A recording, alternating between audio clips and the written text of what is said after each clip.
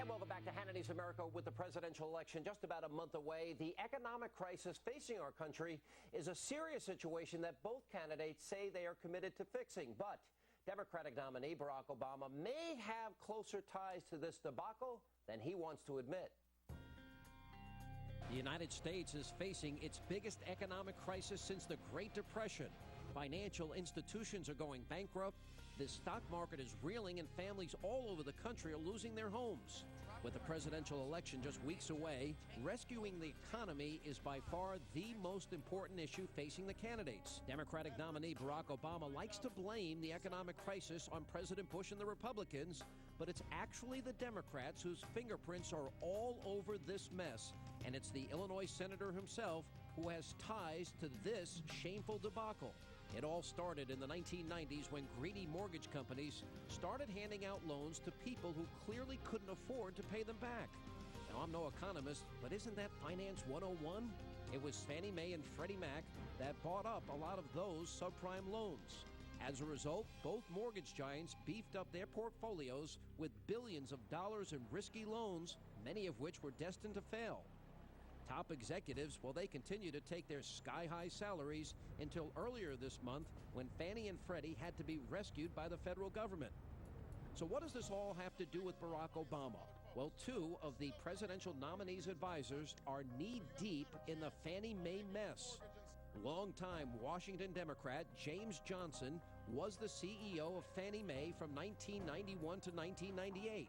Johnson was forced to step down after a controversy surfaced regarding millions of dollars in questionable real estate loans, but not before he made off with millions in salary.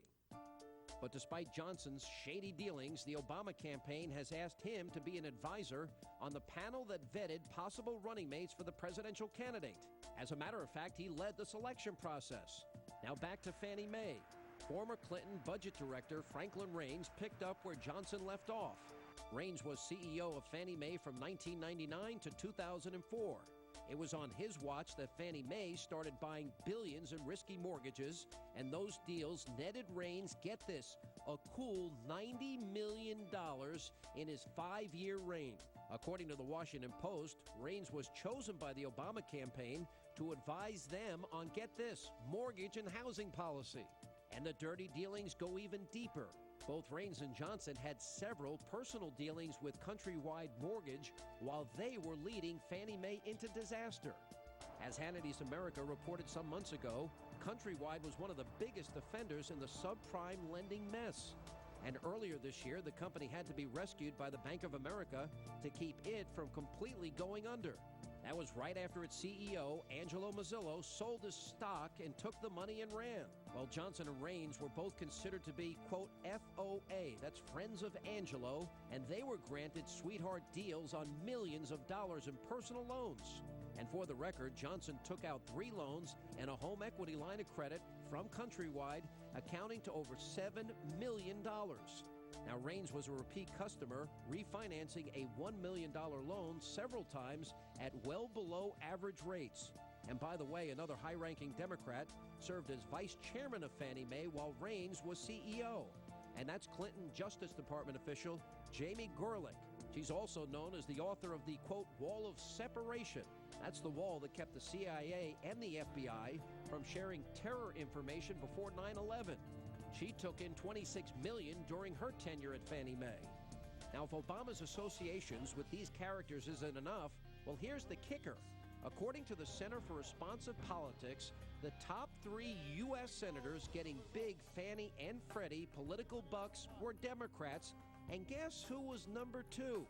That's right, Senator Barack Obama, who received over $126,000. So somehow the 4-year senator received more money from Fannie and Freddie than longtime Democratic Senator John Kerry, and he came in second only to the Senate Banking Committee chairman, and that's Chris Dodd of Connecticut. Senator Obama says he wants to fix the economic crisis facing our nation, but it was his opponent, Senator John McCain.